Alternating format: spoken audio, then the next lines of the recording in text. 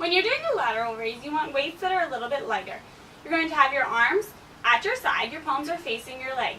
You're going to lift up to the side and down. You're only lifting to shoulder height and back down. Just like that.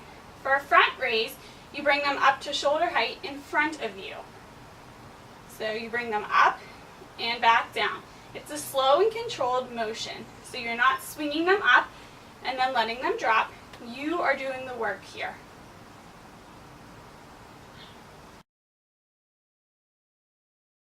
With shoulder presses, you're going to have the weights in your hands and you're up at 90 degrees.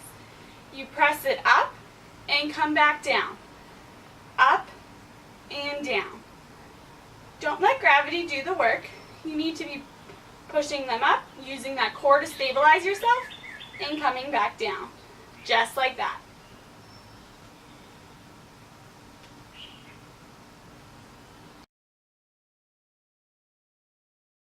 This next move is one of my favorite shoulder moves, and I actually learned it from Julie at Peanut Butter Fingers.